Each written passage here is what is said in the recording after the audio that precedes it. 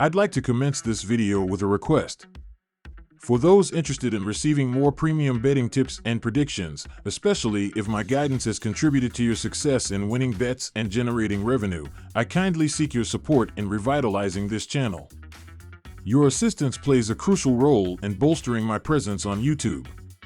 You're welcome to explore my Patreon support tier or check out my various plans. Multiple plans are available for each and every one of you seeking our premium picks.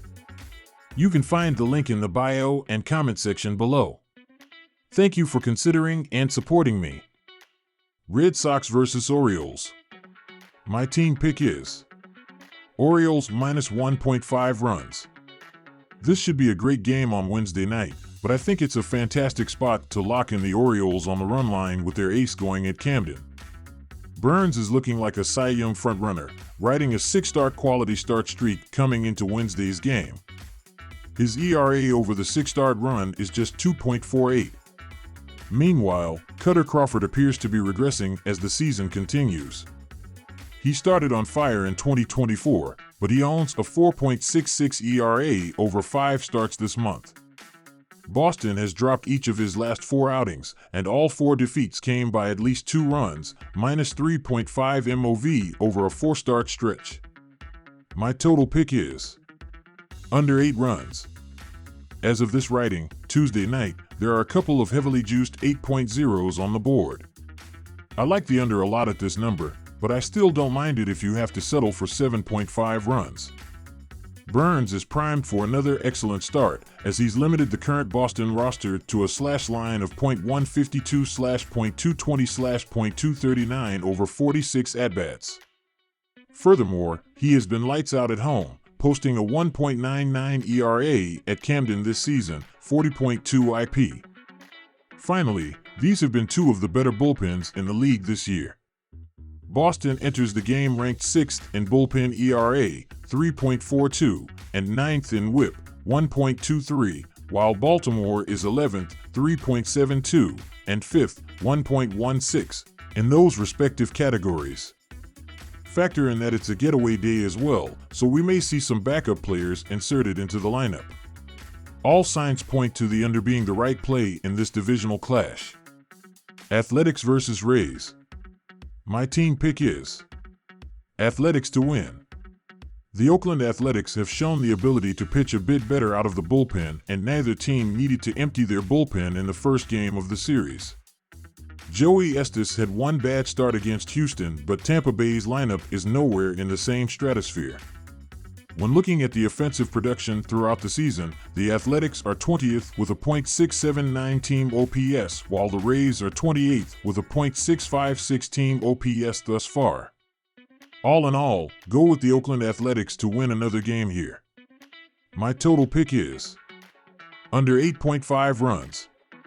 After only combining for 3 total runs and 1 extra base hit on Tuesday, it is extremely difficult to expect the offense to ultimately triple their run support in 24 hours. Joey Estes only pitching in 3 games makes his numbers a bit inflated, but he is coming off a 7-inning appearance last time out, so he could provide length here while we already discussed hitters struggling to make contact and get hits against his stuff.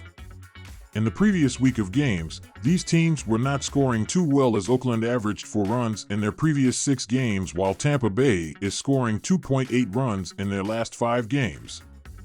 Take under 8.5 runs in this game as the better option. Nationals vs. Braves. My team pick Atlanta moneyline. Despite the woes we've seen from Atlanta this month, Washington is the preferred matchup for the pitching staff to not only get right but build some confidence. The Braves have logged well over half their homers during night games and are hitting some of their best when at home. Meanwhile, the Nationals are hitting their worst both on the road and during night games. Gore has been hit around the last few times he faced the Braves, and walks have been a persistent issue. Look for Atlanta to take care of business here. My total pick is over 8.5 runs. As noted, the Braves have hit the best at home this season, and their league-leading doubles hit per game should help them propel runners home. Washington has hit better this month, and we've seen some cracks from the Braves' bullpen this month. Washington has scored 6 or more in 3 of their last 4, and we should expect to see their bats stay steady here. Cubs versus Brewers. My team pick is Chicago to win. With Milwaukee's win in the first game of this series, the teams had split the first of their 4 head-to-head matchups this season. The Brewers did not face Imanaga when these teams met earlier in the month, so they're about to run headfirst into the game's hottest hurler. The Cubs starter has been a monster on the road, going 3-0, 0.38 ERA in 4 starts away from home, allowing only 1 earned run while striking out 26 batters in 23.2 innings. It would be unwise to go against Chicago's latest sensation, and the odds are pretty decent for a game that he is starting. His counterpart Wilson is the gamble here, having been shuffled back and forth between the rotation and bullpen. The Brewers starter has given up 14 hits and 9 walks in 18 innings on his home mound. Take the Cubs. My total pick is under 7.5 runs. These two scored a combined 6 runs on Monday, and the under has hit on 3 of 4 occasions this season. Between the teams, there have been 53 games that have hit on the under this season.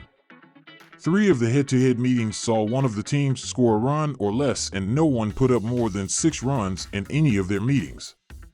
Division rivals tend to tighten up a bit more against each other, evident in the under hitting 8-2 in their last 10 meetings dating back to last season. Imanaga is a beast, and his last 4 starts have had a combined 9 runs scored between both clubs. Don't expect him to give up much of anything once again. Take the under. Royals versus Twins. My team pick is Royals to win.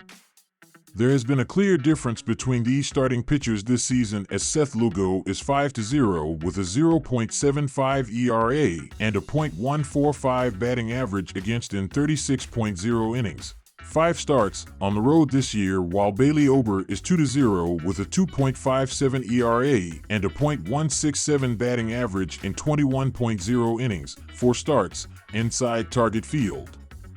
The offenses have been doing 2 completely different things at the plate lately, as the Royals are averaging 5.69 runs in their previous 13 games, while the Twins are scoring 3.21 runs in their last 14 games.